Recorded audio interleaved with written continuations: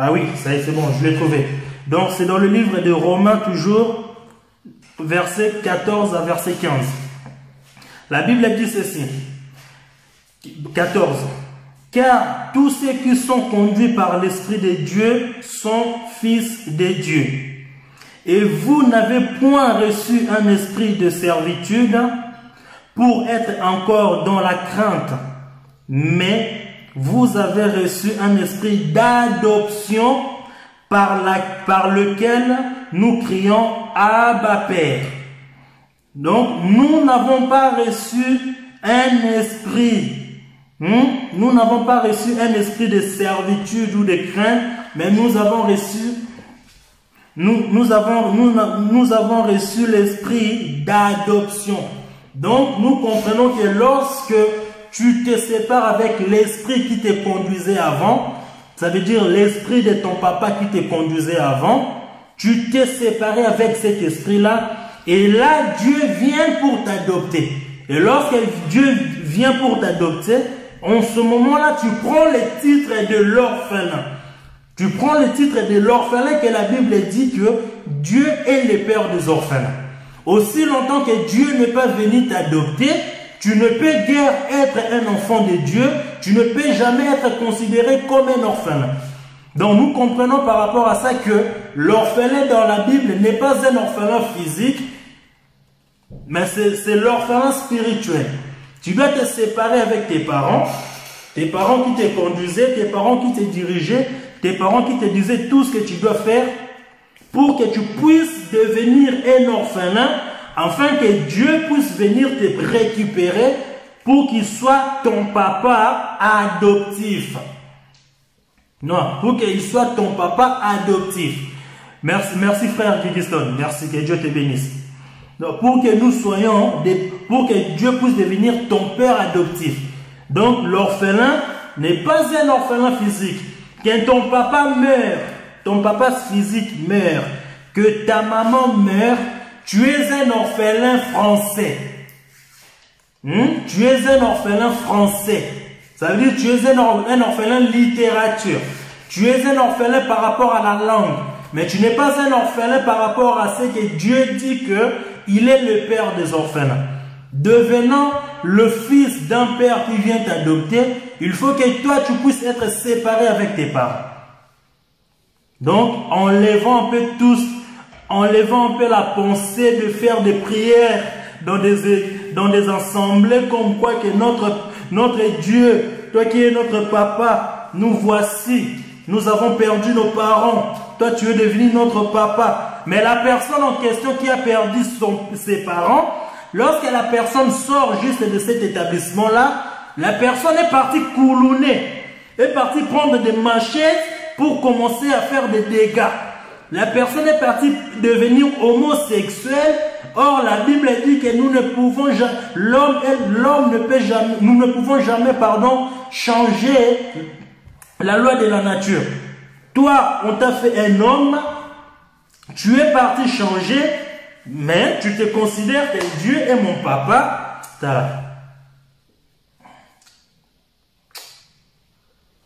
Vous blaguez trop avec notre papa. Vous blaguez trop avec notre papa. Vous blaguez trop avec notre papa. Non. Dieu n'est pas ton papa. Il n'est pas ton papa, notre Dieu. Il n'est pas ton papa. Pour qu'il devienne ton papa, abandonne des colonnaires. Renonce à l'homosexualité. Quand je parle de l'homosexualité, je ne parle pas que de l'homosexualité. En gros, je vais parler du péché. En gros, je vais parler du péché, mais je donne juste l'exemple en prenant point par point. Mais je parle en gros du péché. Donc, pour que Dieu puisse devenir ton papa, il faut que tu renonces à tout ce que tu faisais avant. Ça veut dire la vie d'avant, il faut que tu renonces à cela. La Bible nous dit que non, celui qui est en Christ est devenu une nouvelle créature. Comment peux-tu devenir une nouvelle créature en faisant toujours les choses de l'ancienne personne? Non, nous comprenons que tu n'as pas changé. Nous comprenons que tu n'es pas une nouvelle créature. Une nouvelle créature, c'est une personne qui renonce à sa vie d'avant et elle porte maintenant un nouveau corps dirigé par un esprit qui le conduisait pas avant. Et là, cette personne est une personne nouvelle. Mais toi, tu veux te considérer un orphelin. Tu veux dire que Dieu est mon papa parce que moi j'ai perdu mon père, j'ai perdu ma mère, je suis un orphelin. Mais tu continues à faire toujours le mal. Non, Dieu n'est pas ton papa. Donc arrêtons un peu de jouer avec notre papa parce que si vous avez du mal à comprendre les consignes de notre maison, venez demander aux enfants. Les enfants sont là pour justement mettre en pratique ce que le Père a ordonné. Moi, dans notre maison, quand j'étais tout petit, mon père me prenait lorsque je viens de l'école directement. Je devais faire des cours. Je devais réviser avant de faire quoi que ce soit. Donc, et toi, tu es de l'extérieur, tu viens, tu me dis non, il ne faut pas faire ça. Il faut d'abord aller manger et après tu vas réviser après. Nous comprenons que quand je vais aller manger là-bas, la fatigue de la nourriture, ça va me prendre. Je risque de m'endormir et j'aurai pas le temps de réviser. Alors que mon papa m'a dit, il faut que je révise d'abord avant de faire quoi que ce soit. Donc nous comprenons que tu es un enfant de l'extérieur qui n'a pas compris l'ordre de la maison, mais tu veux venir essayer d'interpréter l'ordre selon ce que toi tu peux interpréter. Non, tu n'es pas de la maison, donc arrête un peu d'interpréter l'ordre de la maison. Donc un orphelin n'est pas un orphelin physique. Aujourd'hui, ton papa physique peut mourir, ta maman physique peut mourir. Gloire soit rendue à Dieu. Gloire soit rendue à Dieu. Mais cela ne fait pas de toi un orphelin. Cela ne fait pas de toi un orphelin d'après les Écritures. Cela ne fait pas de toi un enfant de Dieu. Cela ne fait pas que Dieu est devenu ton père. Non. Pour que Dieu devienne ton papa, il faut que tu renonces à tout ce que tu faisais avant. Parce que tout ce que tu faisais avant, c'était l'ordre que tes parents t'ont donné. Ton papa donnait l'ordre à ta maman et ta maman te disait, va là-bas, achète-moi un Mazatomo, une nouvelle collection de Mazatomo avec des poils comme ça. Tu prends les Yoji, tu m'achètes tout ça. Mon enfant marche avec ça. Fais-toi plaisir. Donc tu es en train d'obéir à l'ordre que ta maman t'a donné. Et nous comprenons que l'orphelin ne peut jamais obéir à l'ordre de ses parents d'avant. Il faut te séparer avec tes parents pour que Dieu puisse venir maintenant te récupérer. Donc, en gros, nous comprenons que non, l'orphelin n'est pas un orphelin physique. Pour que tu deviennes un orphelin, il faut que tu manges la dîme de la 3e année. Si tu n'as jamais mangé la dîme de la 3e année, si tu n'as jamais rencontré Melchisedec, tu ne peux malheureusement pas être un orphelin. Il y a vraiment des critères pour que tu deviennes un orphelin. Mais ce sont des critères simples. Mais tellement que notre papa, nos parents ne veulent pas mourir, nos parents ne veulent pas nous lâcher, et ça devient un peu difficile pour que nous puissions les désobéir. Parce que la Bible est claire, la Bible dit que l'enfant obéissez à vos parents. Que tu sois l'enfant de mon père, que tu sois l'enfant du voisin, tu dois obéir à tes parents. Donc, tant que tes parents sont encore avec toi, tant que tes parents te contrôlent, tant que tes parents te dirigent, te disant ce que tu dois faire, mon frère, ma soeur, détrompe-toi en disant que tu es un orphelin. Non, tu n'es pas un orphelin. Tu n'es pas un orphelin. L'orphelin est celui qui s'est séparé avec ses parents. Tu te sépares avec tes parents et là tu deviens un orphelin. Donc ce n'est pas un orphelin physique, c'est l'orphelin spirituel par rapport à ce que le livre de Romains 8 vient de nous confirmer, car tu vas être adopté par l'Esprit de Dieu lui-même. Donc lui-même va devenir ton papa. En devenant ton papa, là maintenant il va commencer à te prendre en charge. Il est tellement un papa si merveilleux, il est tellement un papa si bon que lorsque lui il va commencer à te prendre en charge, il ne va jamais t'abandonner. Il va te dire, mon fils, marche comme ça. Il va te dire que non, mon fils, voler ce n'est pas bon. Il va te dire que mon fils, écoute mes ordres. Il va te dire que mon fils, marche selon ma parole. Et lorsque tu es en train de marcher selon la parole de ton papa, tu es un enfant obéissant. C'est que la Bible nous dit que l'obéissance vaut mieux que le sacrifice. Tu deviens un enfant obéissant. Nous le voyons même ici sur la terre. J'ouvre une parenthèse rapidement et je vais la fermer rapidement. Nous sommes dans une maison. Un enfant très têtu. Un enfant très têtu, vraiment. Même ses parents eux-mêmes, lorsqu'ils le regardent, ils se disent que pourquoi Dieu m'a donné cet enfant? Vraiment les gens des enfants qui déshonorent, qui dégoûtent même leurs parents à envie de devenir encore parents. Parce qu'ils se disent encore, non, Dieu va me donner encore un enfant comme celui-là. Un enfant très têtu. Mais cet enfant-là, il a quand même une technique de faire, quand c'est le moment, de faire quand même l'hypocrisie de vouloir, ah maman tiens je te donne ça, ah maman tiens je te fais ça. Mais nous comprenons que c'est un enfant que lorsque son père, lorsque ses parents sont dans les calmes, ils sont en train de pleurer dans le cœur. Donc nous comprenons que l'enfant fait l'hypocrisie, l'enfant essaye de faire des sacrifices que leurs parents ne lui demandent pas pour leur satisfaire, mais alors que ce que les parents lui demandent, c'est tout simplement l'obéissance. Mon enfant, arrête d'être comme ça. Mon enfant, écoute ce que moi, ton père, ta mère te dit. Mais lui, non, il n'écoute pas. Mais quand ils vont se séparer avec son père, il sort, il va rentrer. Ah, papa, tiens la bouteille de champagne. Ah, maman, tiens, je veux une robe comme ça. Non, mais non, notre papa, lui, il n'est pas comme ça. Notre papa, avec ces jets-là, tu ne peux pas le prendre. Donc, lui, il est dit clair, l'obéissance vaut mieux que le sacrifice. Il n'a pas besoin d'abord de tes sacrifices. Il n'a pas dit qu'il n'aime pas des sacrifices. Non, nous devons bien comprendre les Écritures. Mais il n'a pas d'abord besoin de tes sacrifices. Il a d'abord besoin que tu obéisses à ce que lui te dit. Après avoir obéi, et là, tu dois faire des sacrifices. Et nous comprenons que ce passage de l'obéissance vaut mieux que le sacrifice. Ce n'est rien d'autre que notre Seigneur Jésus-Christ qui est venu l'accomplir sur la croix. Donc, notre Seigneur a d'abord obéi à l'ordre qu'on lui a donné en venant sur la terre. Et puis, en faisant la sacrifice ultime qui est merveilleux, ce n'est que rien d'autre que l'œuvre de la croix. Donc notre Seigneur a accompli ces messages-là, ce passage-là. Donc Dieu aime des sacrifices. Mais la première des choses, il préfère d'abord un enfant obéissant. Donc lorsque tu es obéissant à notre papa, tu es de notre famille, tu es un orphelin.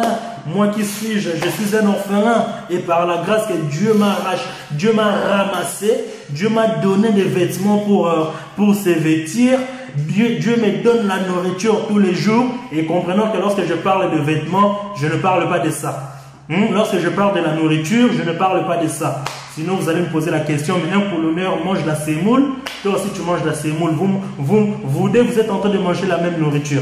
Donc, je ne parle pas de la même nourriture. Donc, essayez un peu de comprendre. J'avais dit tout à l'heure que je vais essayer vraiment de parler dans deux langages.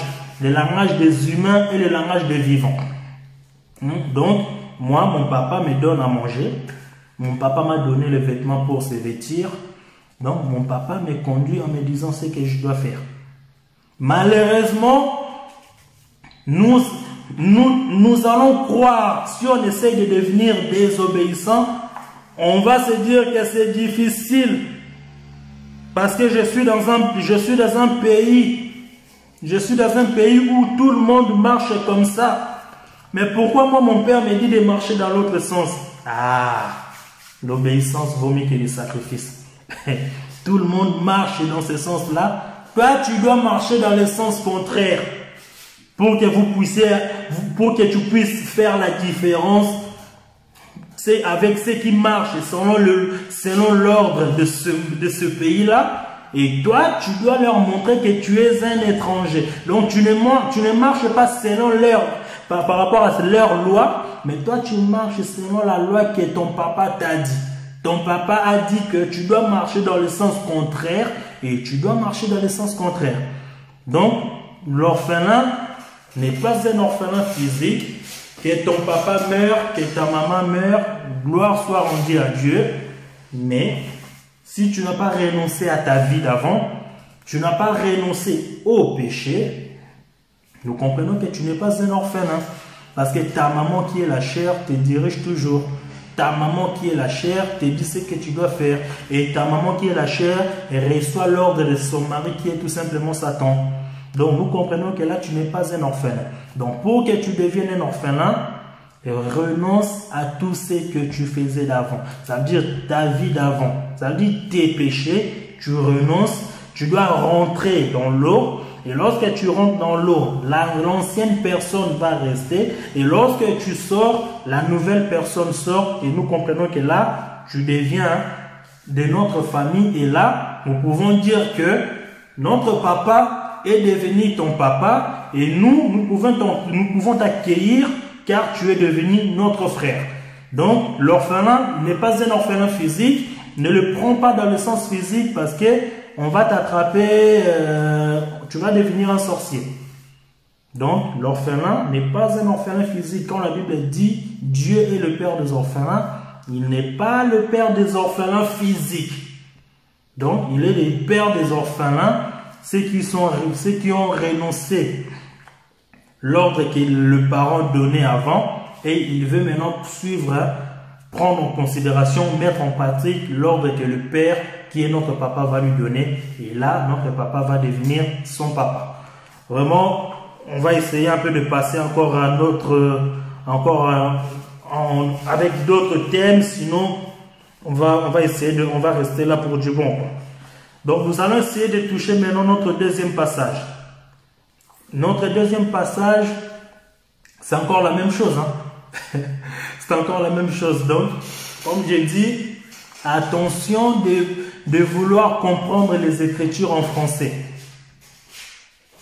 Attention, parce que la Bible, lorsque tu essaies de la comprendre en français, là nous voyons directement l'embrouille dans ta tête, parce que tu auras du mal à comprendre la pensée des Écritures.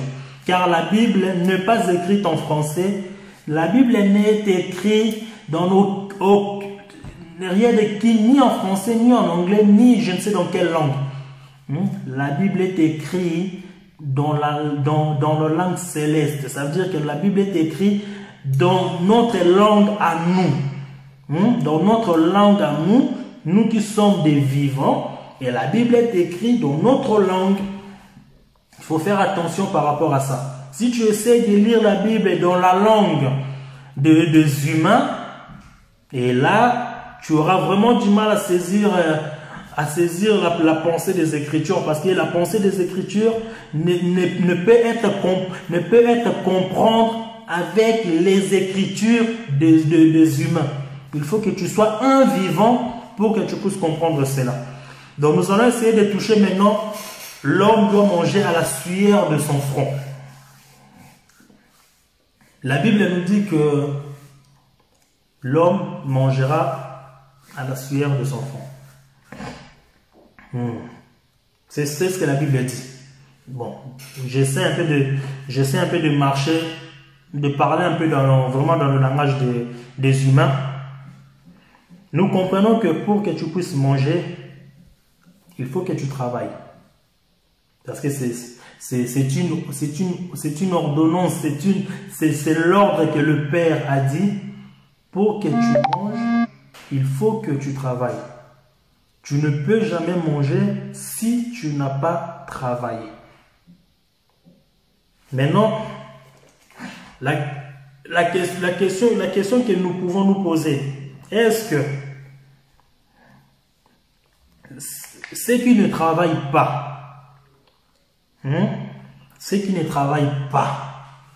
comment font-ils pour manger? Parce que la Bible a dit que l'homme doit manger à la sueur de son front. Ça veut dire qu'il faut que tu travailles pour que tu puisses manger. Maintenant, un homme qui ne travaille pas, comment ils font pour manger?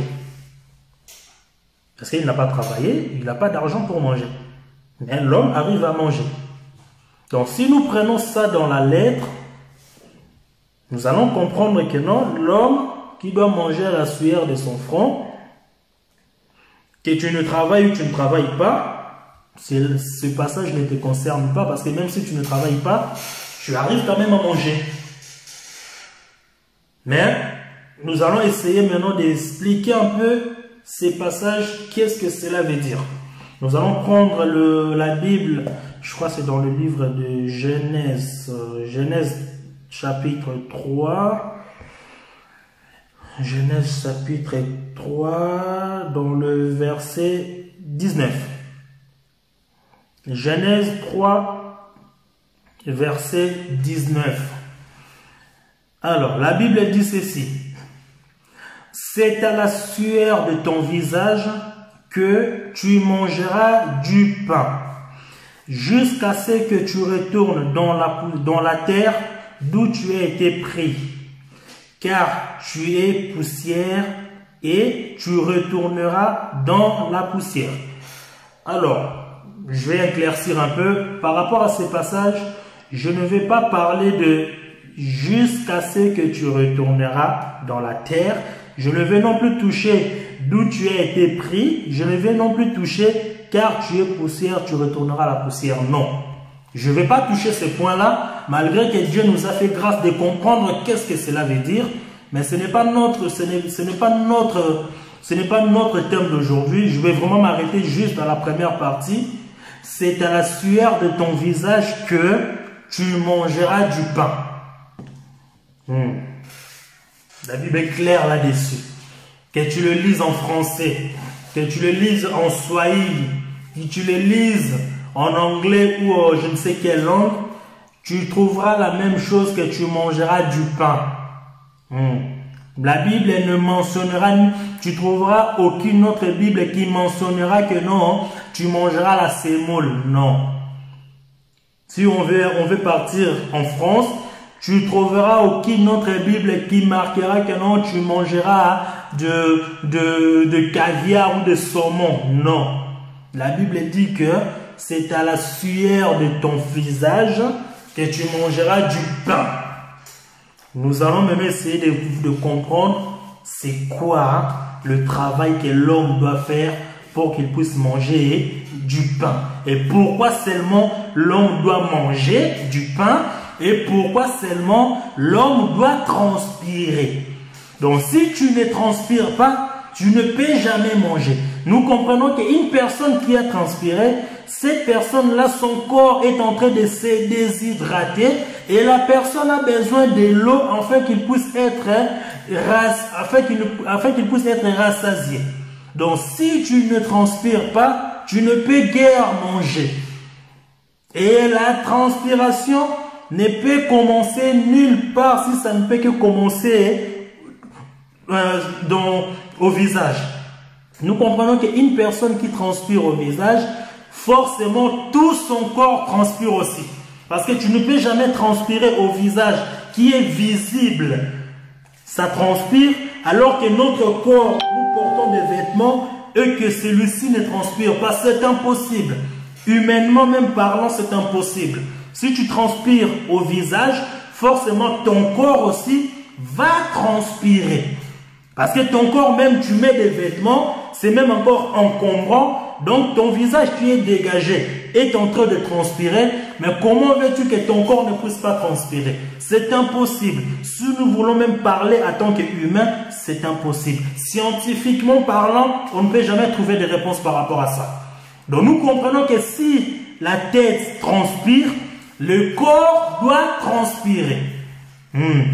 C'est la raison pour laquelle notre papa a dit que l'homme doit manger à la sueur de ton visage. Donc il faut que tu transpires de ton visage. Là, nous allons maintenant commencer à essayer d'aller pour voir ça. Posons-nous la question, qui est l'homme qui doit travailler? Qui est l'homme qui doit travailler? Est-ce toi et moi? Est-ce l'homme physique? Oui, ces passages, nous pouvons le prendre aussi en doctrine que tu dois travailler, oui, pour que tu puisses manger, oui, mais il y a des travails que tu travailles, tu n'as pas besoin de transpirer. Mais tu es en train de travailler pour pouvoir manger du pain. Mais tu n'as pas besoin de transpirer. Là, je pense que les bureaucrates, ils ne vont pas me contredire. Celui qui est assis dans un bureau, la personne n'a pas besoin de transpirer. Dans une pièce où c'est bien climatisé, la personne n'a pas besoin de transpirer. Mais cette personne-là est aussi en train de travailler, donc il peut aussi manger du pain. Donc si nous essayons de prendre les Écritures dans le contexte humain, nous verrons que non, ce passage-là, il y a des contradictions. Parce que moi, la Bible dit que non, il faut que je transpire, mais moi, en aucun cas, je vois la transpiration qui sort de mon corps, alors que je travaille tous les jours, je paye mes abonnements, je paye mes crédits, tout ce que j'ai, mais en aucun cas, je vois mon corps transpirer. Non, ce passage-là n'est pas pour moi. Donc, nous comprenons qu'il est difficile de vouloir prendre des Écritures pour parler de ces Écritures-là en doctrine. Il y a d'autres Écritures que dans la doctrine, ça tient la route. Mais il y a d'autres, il faut comprendre que là, ça ne parlait pas des humains.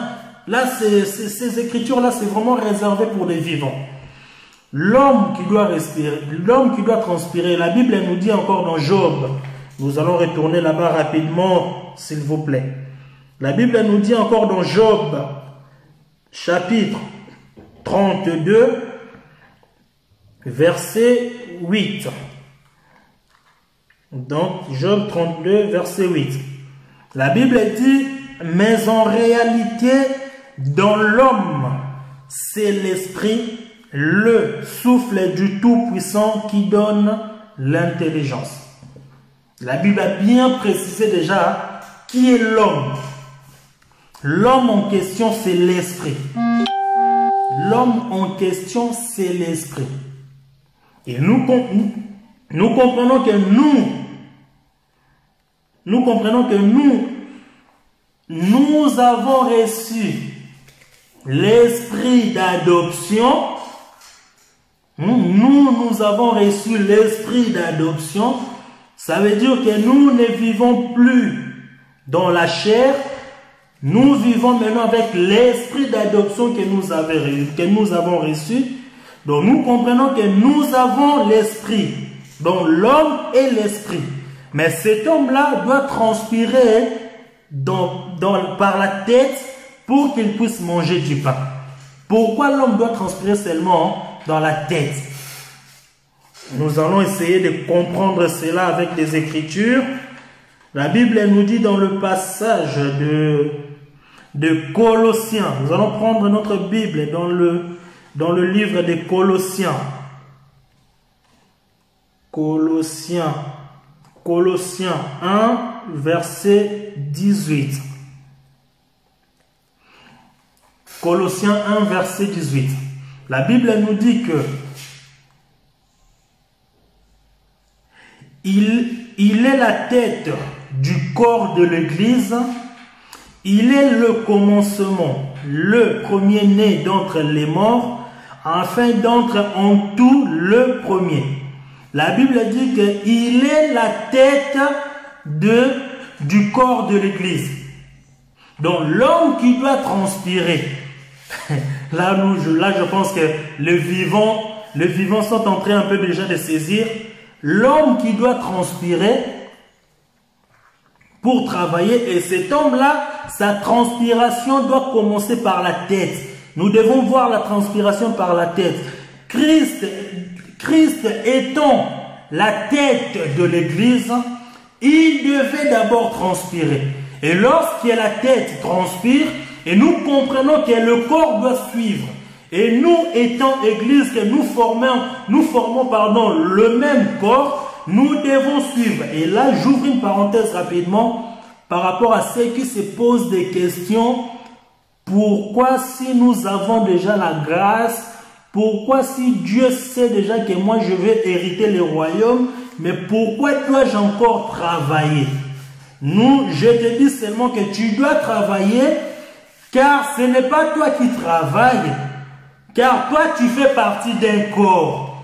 C'est la tête qui a déjà travaillé, mais vu que la tête ne peut travailler seule, la tête forme un corps, et toi aussi étant le membre de la partie de ce corps, en faisant partie de ce corps, tu dois travailler aussi. Mais tu ne travailles pas pour l'obligation. Tu travailles parce que le travail, la tête a déjà fait le travail. La tête a déjà transpiré. Et nous, le corps, nous sommes en train de transpirer avec la tête. La tête ne peut jamais transpirer si le corps ne transpire pas.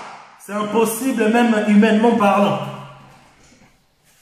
C'est impossible humainement parlant. Et là, nous parlons toucher maintenant, là où la Bible nous dit dans le livre de Luc 9, 23, où la Bible dit que, nous allons prendre les Écritures rapidement, s'il vous plaît. Luc chapitre 9, verset 23. Ici, c'est Jésus qui parle. Jésus, la Bible dit dans le livre de Luc, chapitre 9, verset 23. Puis il dit à tous, là c'est Jésus qui parle, si quelqu'un veut venir après moi, donc nous comprenons que si quelqu'un veut venir après moi, lorsque nous détaillons un corps, nous commençons d'abord par la tête. Et les membres, ça suit après la tête. Donc, si quelqu'un veut venir après moi, qu'il renonce à lui-même, qu'il se charge chaque jour de sa croix et qu'il me suive. Donc, nous comprenons que celui qui va suivre Christ tous les jours de sa vie, c'est celui-là qui est en train de travailler pour qu'il puisse manger. Et la personne va manger pas n'importe quoi. La personne va manger seulement le pain. Nous comprenons que Christ est le pain de la vie. Donc pour que tu puisses manger le pain de la vie, tu dois travailler. Pour que la sueur puisse sortir de ton corps va être déshydraté. Tu as besoin de boire de l'eau pour que tu puisses récupérer de la force. Donc Jésus étant l'eau de la vie, il va te donner l'eau que tu n'auras plus soif. Donc nous comprenons que l'homme en question qui doit travailler, c'est l'Église qui doit travailler pour qu'il puisse manger du pain. Si l'Église ne travaille pas, l'Église ne peut jamais manger du pain. Donc l'homme étant l'homme physique, moi, étant une partie du membre de corps esprit, je dois travailler. Je ne travaille pas pour moi. Je travaille pour contribuer au fonctionnement de l'ensemble du corps. Nous, en tant que des humains, la Bible dit, la nature elle-même ne vous enseigne-t-elle pas? Nous voyons que là, nous sommes là. Tu as juste mal à la tête, tout ton corps est déstabilisé. Tu as mal quelque part. L'orteil de ta jambe gauche, l'orteil de ta jambe droite est gonflé, tout ton corps est déstabilisé. Donc si il n'y a que la tête, et il n'y a pas d'autre partie, ça n'est pas un corps. S'il n'y a que la jambe, il n'y a pas de bras, ça ce n'est pas un corps non plus. Pour que ça devienne un corps, il faut qu'il y ait la tête et tout le membre qui compose le corps. Et le corps, si la tête transpire, tout le corps doit aussi transpirer. Donc le travail que nous faisons sur la terre, ce n'est pas un travail que nous le faisons pour bénéficier de quoi que ce soit. C'est un travail que nous le faisons parce que nous sommes un corps, que la tête a fait ce travail et tout le corps doit suivre ce travail. Donc nous sommes en train de faire le travail qui a déjà été fait. Nous ne faisons pas un travail que nous sommes en train de... un travail nouveau, non. nous faisons un travail qui a déjà été fait. La tête a déjà transpiré. La tête nous a déjà fait couler de sueur dans la croix, que nous, le corps, nous sommes dans l'obligation de transpirer. La tête ne peut transpirer si le corps ne transpire pas. Non. Donc l'homme qui doit manger à la sueur de son front, et l'homme qui doit manger, qui doit manger du pain. Donc nous comprenons que cet homme-là, c'est tout simplement l'Église. C'est l'Église qui travaille pour la tête, que le Christ qui est la tête d'un corps. Et pour que l'Église travaille pas pour manger la sémoule, non. L'Église ne travaille pas pour manger d'attiéké, non. Ou de mafé, ou de caviar, ou je ne sais quelconque nourriture terrestre, non. L'Église travaille pour manger du pain. Mais quel pain? C'est un pain que tu ne peux trouver dans aucune de boulangerie terrestre. Car aucune de boulangerie terrestre ne pouvait vendre ce pain-là. Et c'est le pain que l'Église est en train de travailler pour pouvoir manger cela. Donc si l'Église ne travaille pas, nous savons que nous ne pouvons pas manger cela. Étant donné que ce pain-là est la vie, nous sommes dans l'obligation de travailler pour manger ce pain. Car si nous ne travaillons pas, nous ne pouvons manger ce pain. Donc, je dois transpirer pour que je puisse manger le pain. Mais j'ai l'assurance que lorsque je transpire, même si je suis fatigué, même si mon corps commence à s'affaiblir, j'aurai besoin de boire de l'eau. En buvant de l'eau, je sais que mon corps va reprendre de la force et je vais continuer la marche. Et je sais que la marche va me ramener dans un lieu merveilleux où je suis en train de me préparer. Donc, nous comprenons que l'homme qui doit manger, l'homme qui doit travailler pour manger, non, ce n'est pas un homme physique non plus. Comme je dis tout à l'heure, tu travailles au bureau, tu n'es pas en train de transpirer, tu as une pièce qui est bien climatisée. Dis-moi à quel moment tu es en train de transpirer. À quel moment tu vas manger du pain? Il y a des gens, même ils travaillent tous les mois, ils ont peut-être mangé du pain peut-être 2 ou 3 fois dans le mois. Ils ne sont pas du tout fanatiques du pain. Maintenant, ton travail, à quoi ça sert? Si toi, tu travailles pour ne pas manger du pain, mais tu es en train de travailler pour que tu puisses manger de la sémoule, à quoi ça sert? Donc, nous comprenons que ces passages, tu les prends dans la lettre, tu risques d'être un peu perdu. Parce que nous comprenons que même les voisins aussi, ils travaillent. Même les voisins, ils travaillent aussi. Mais eux, ils ne travaillent pas pour manger du pain. Eux, ils travaillent pour manger d'autres nourritures. Et ils ne peuvent pas manger du pain parce qu'ils auront ce qu'on appelle, comment on appelle ça encore en français? Ce qu'on appelle en lingala potaliboumou. Ils ne peuvent pas manger du pain parce que ça va les faire le potaliboumou. En vouloir trop manger du pain, tu auras des potaliboumou. Donc, eux, ils ne peuvent pas manger du pain. Eux, ils travaillent pour manger d'autres nourritures. Et même nous travaillons pour manger du pain. Donc, un homme a l'obligation de travailler. Dans la lettre, tu dois aussi travailler. Ce n'est pas parce que nous disons que non, c'est un peu difficile pour prendre ce passage de le mettre dans la lettre. Mais dans la lettre, tu as l'obligation de travailler. Que tu travailles pour manger du pain, que tu travailles pour manger la sémoule ou du riz, tu as l'obligation de travailler. Donc, arrêtez aussi, là, on va toucher un peu avec les gens qui disent que non, moi, Dieu m'a appelé à temps plein, je ne dois pas travailler. Non, tu dois travailler. Sachant qu'un ministre de Dieu mérite son salaire. Nous connaissons c'est quoi le salaire. Mais arrêtez avec des enseignements que moi, je ne peux jamais travailler. Vous, le membre de l'église, ramenez-moi chaque mois vos dîmes. C'est ça le salaire que Dieu a prévu pour moi. Non. Non. Tu dois travailler, tu dois être payé par rapport à ton travail. Mais pour que tu puisses être payé, il faut que tu travailles. Donc, nous comprenons que l'homme, le travail qu'il est en train de faire, L'homme est en train de porter sa croix tous les jours. Tous les jours, l'homme il est en train de transpirer en portant sa croix. C'est la raison pour laquelle nous voyons Simon de Cyrène. Il avait pris la croix de Jésus, mais il ne passait pas devant Jésus, mais il était derrière Jésus. Car il ne peut jamais être devant la tête, car la tête est la première partie du corps et tous les membres suivent après. Donc lorsque tu portes ta croix tous les jours de ta vie, tu es en train de renoncer au péché. Et c'est ça le travail que tu es en train de faire.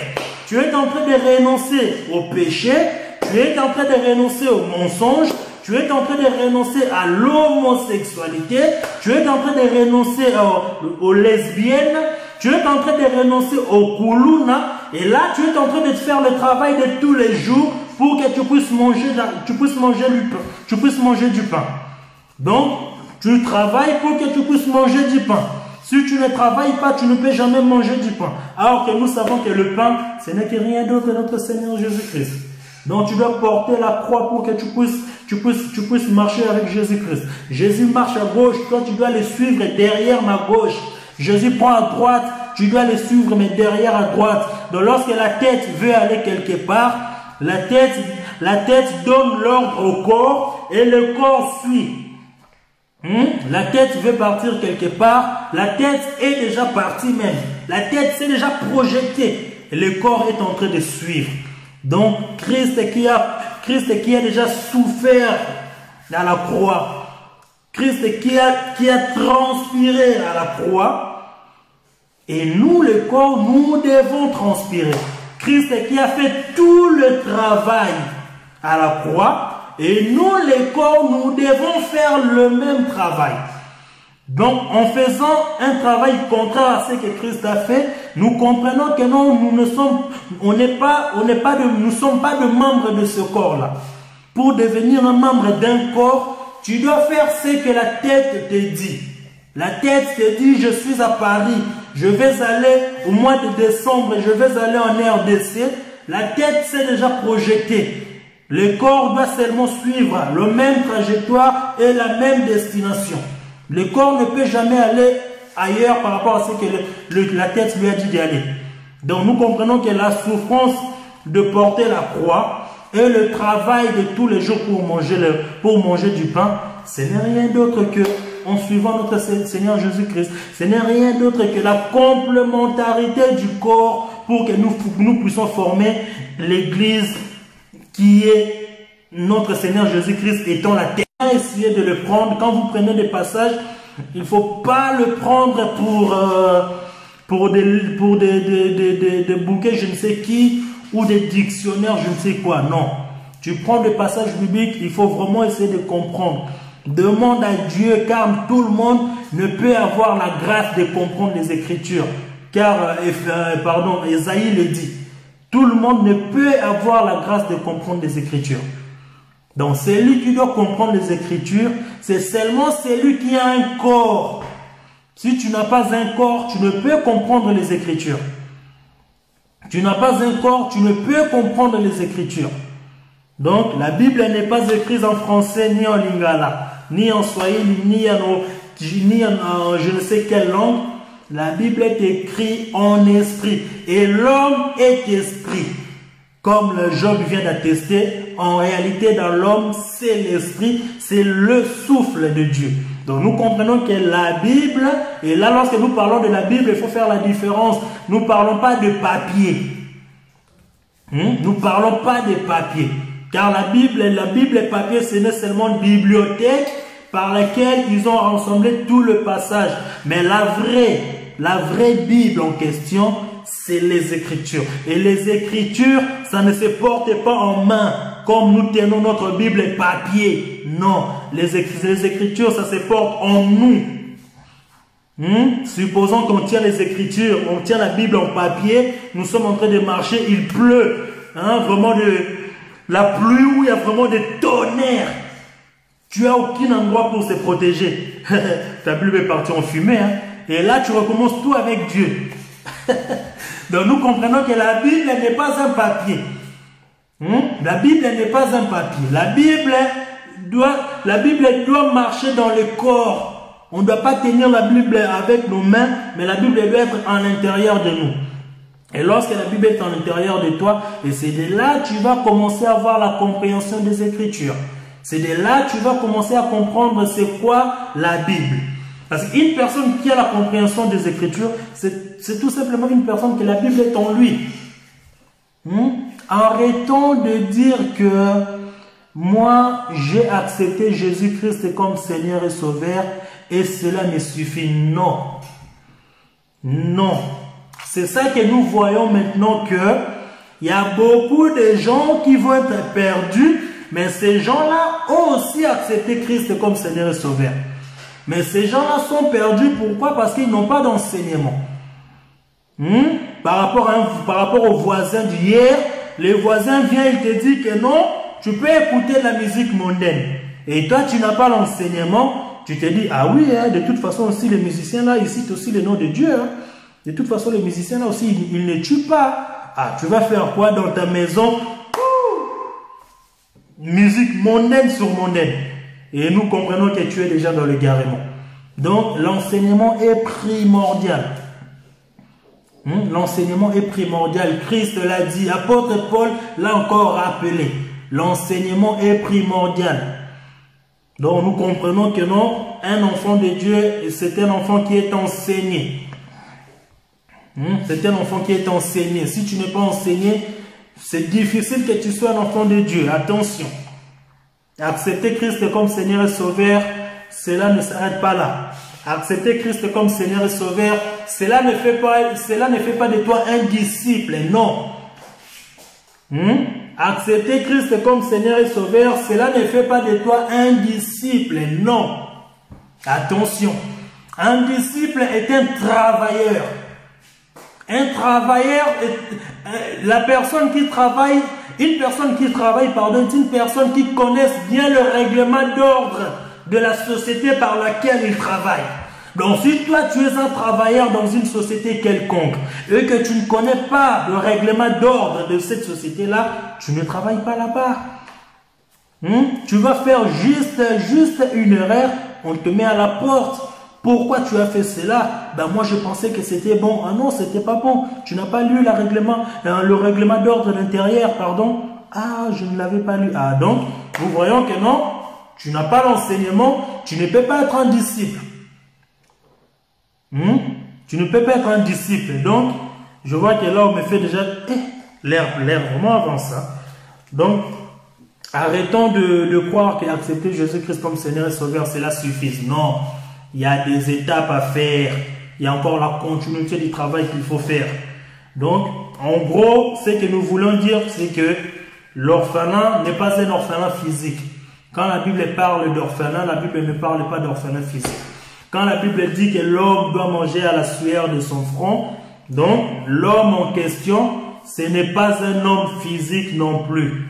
Quand la Bible dit que non, tu dois porter ta croix tous les jours, la croix que tu portes, ce n'est rien d'autre que le travail que l'homme doit faire tous les jours de sa vie pour qu'il puisse manger du pain.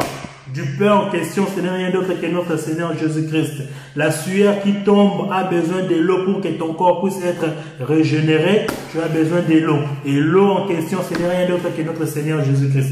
Donc nous comprenons que tous ces passages parlent que d'une seule personne qui est notre Seigneur Jésus-Christ.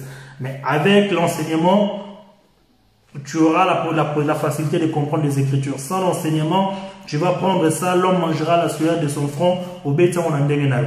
Distraction. Vraiment, on me signale déjà qu'il y a Doc Adelard qui va prendre le relève là bientôt. Donc, je ne vais pas trop m'attarder là-dessus. Parce que là, il faut qu'on laisse aussi Doc, parce que là-bas, il y a vraiment de la nourriture bien préparée encore qui sont là-bas. Nous allons basculer là-bas pour vraiment manger très bien. Vraiment que Dieu puisse vraiment nous bénir. Que Dieu puisse vraiment nous faire du bien. Toi qui as écouté ce message, que Dieu te bénisse. J'ose croire que ce message est un message qui était destiné pour une personne. Vraiment, que Dieu te bénisse. Accepter Jésus-Christ dans ta vie comme Seigneur et Sauveur, c'est merveilleux. Continue à marcher dans la marche de ce que Jésus-Christ est en train de marcher. Jésus n'a pas marché dans la marche de gloire en gloire sur la terre, non. Jésus sur la terre a marché dans la souffrance et nous devons marcher aussi dans la souffrance. Donc, accepte Jésus-Christ comme Seigneur et Sauveur. Marche avec le Christ. Ayant toujours l'enseignement, tu comprendras ce que le Père te dit par rapport à ce qu'il faut et par rapport à ce qu'il ne faut pas. Donc, vraiment, que Dieu puisse nous bénir tous. Et on se reverra prochainement lorsque Dieu fera grâce. Donc, on ne sait pas dans combien de temps. Les jours que Dieu dira, on va le faire, on va le faire. Vraiment, que Dieu puisse nous bénir tous. On se retrouve prochainement pour parler de notre papa. Que Dieu vous bénisse.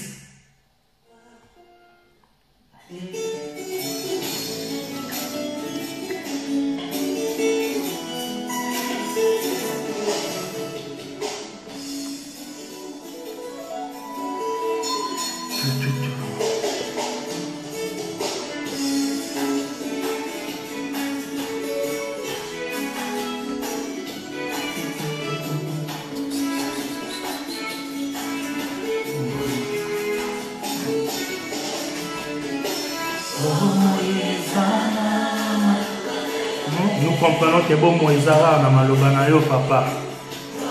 Bon Moïsara belle pas na yo.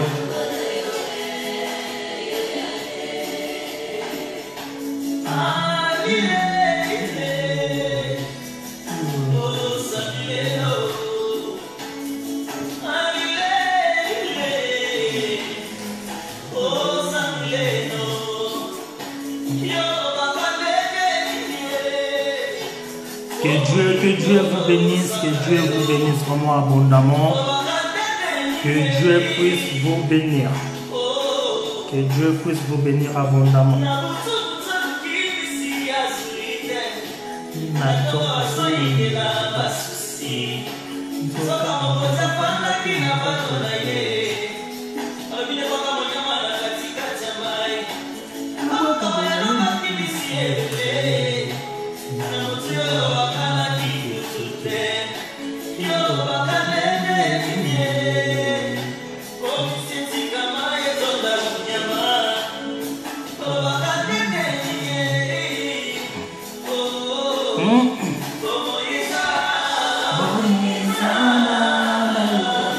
Un Dieu merveilleux qui donne l'ordre à des poissons. Poisson quitte là-bas, il est merveilleux. Que Dieu vous bénisse. On se retrouve prochainement. Que Dieu vous bénisse. On va basculer chez notre docteur Adela. Parce que là-bas, nous allons encore manger de la nourriture bien préparée, bien épicée. Vraiment, que Dieu vous bénisse. Vraiment, que Dieu puisse vous bénir. À la prochaine.